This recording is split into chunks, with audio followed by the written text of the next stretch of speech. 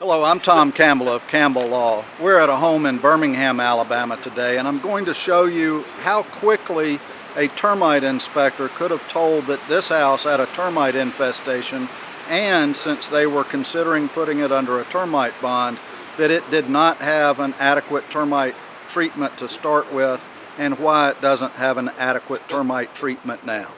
You can determine this literally before you ring the doorbell.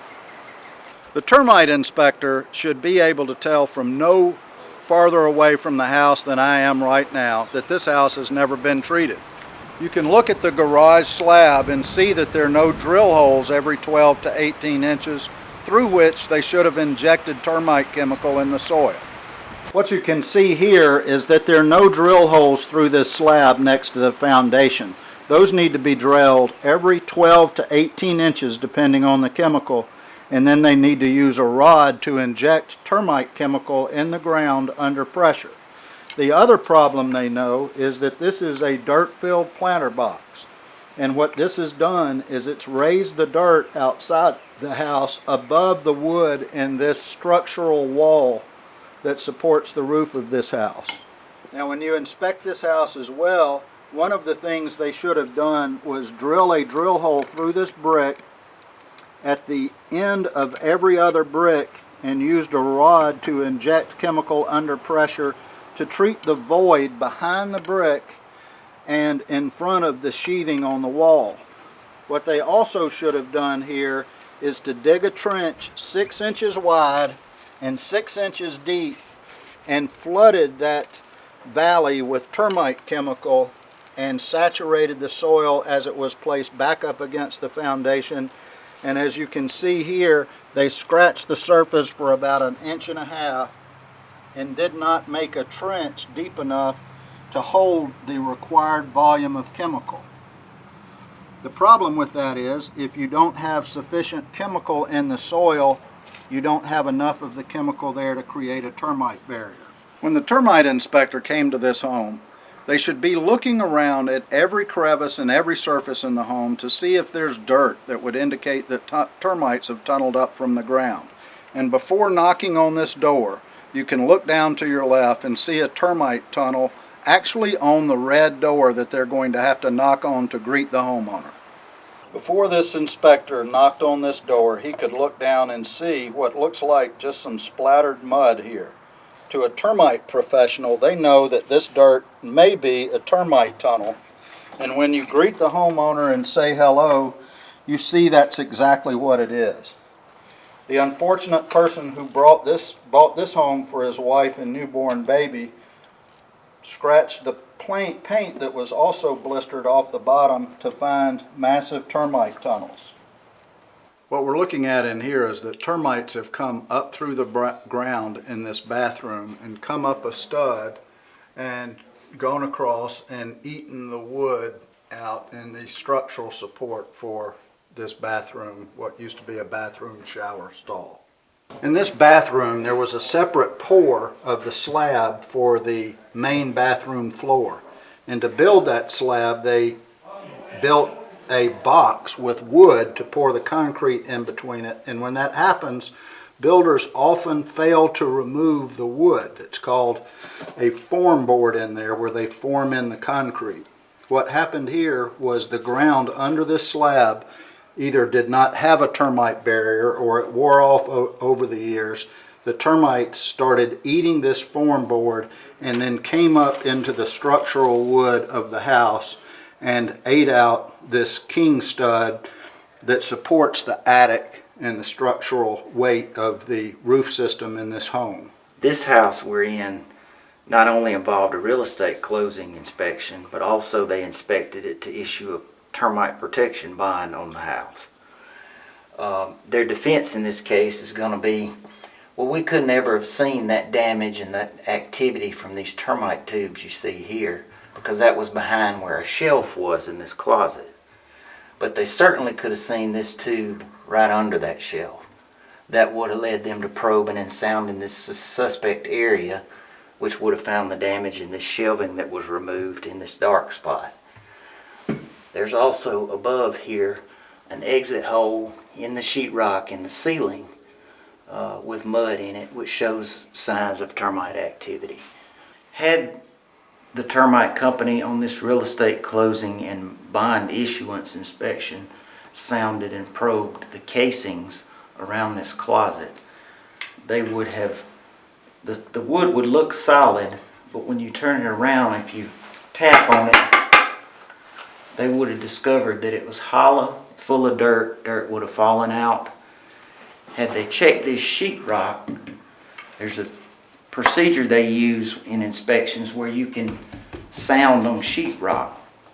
You can also do a thing called shadowing, where you turn the lights off and you place your flashlight along the sheetrock so that you can see disfigurements in the smoothness of the surface that might indicate termite tubes.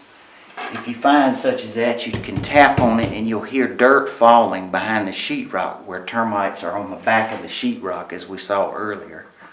That's called termite rain. Sometimes you can hear that noise. So there are ways to look for hidden damage in a termite inspection. You can see that this side of this board looks solid from this side of the wall to the naked eye, even though this used to be covered up with sheetrock on both sides. When you look at this same wall from the other side with the sheetrock removed, you can see that the termites have hollowed out the wood and made termite tunnels all over it. Sometimes a termite company will tell you they can't inspect your attic because you have insulation on uncovered ceiling joists. That's not accurate. Where there's a will, there's a way. These are called crawl boards, and you put a handle on it and you put it on the ceiling joists and you put one after another. You can go anywhere in the attic you need to go to inspect safely. One of the things you can do to see if your own home has received a comprehensive termite treatment is to look for drill holes where they should be in the brick veneer outside your home. And in this home, what they needed to do was to treat under the slab by drilling a hole both through the brick and then through the concrete block wall foundation. And so to do that, you need to find the bottom of the slab. So you look at where the slab is inside and count 2 bricks down from that, because bricks are a little bit over 2 inches with the mortar and a slab's 4 inches deep. So you locate that course of brick and then follow that course of brick all the way around your house and look for drill holes every 12 inches below that location in your wall. Termite companies may tell you that your slab can't be treated because it would require down drilling through wood floors or other floor coverings. However, if the ground outside is below that slab, they can drill through the exterior of your home and put the treatment rods in under your slab from outside your home. So don't take that excuse.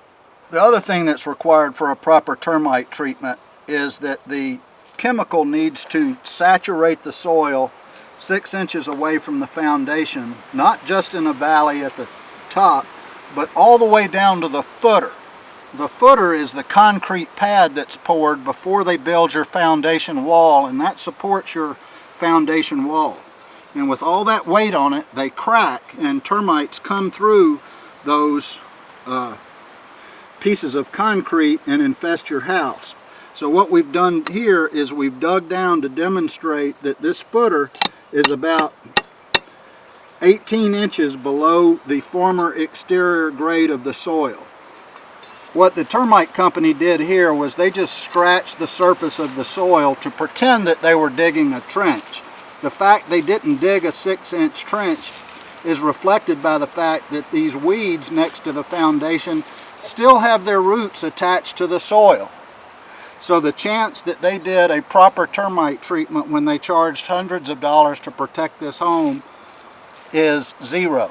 What we're demonstrating here is that this used to be the outside brick veneer on the property. And we mentioned earlier that you need to treat behind this brick. And the idea is that what you're doing is you want termite chemicals to go behind this brick veneer because there's a hidden void there that termites can climb up undetected to infest your house. And they only need a space 1/32 of an inch between this brick and the waterproofing on your house or moisture barrier to infest your house with termites. So that's why they need to drill through the mortar, inject termite chemical in here to create a barrier that will kill termites and keep them from damaging your home. This is Taylor Abbott, and I'm here with Tom Campbell and the rest of the Campbell law firm. And we want to let you know that if your inspector shows up dressed better than we're dressed today, then there's something wrong and you ought to start asking questions. People ask us all the time, when should I call a lawyer about my termite problem?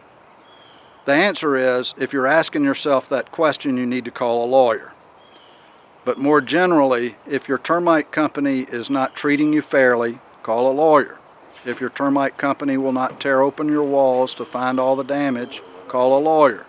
If the termite company says for any reason they're not responsible for paying your claim, including the fact that you don't have a termite repair warranty, or it doesn't cover Formosan termites, or it was caused by moisture, or you dug up the termite barrier, or you failed to pay your last premium, or your bond is lapsed, you need to call a lawyer who's knowledgeable with handling claims against termite companies. At Campbell Law, we evaluate claims nationwide, so if we can help you, feel free to give us a call.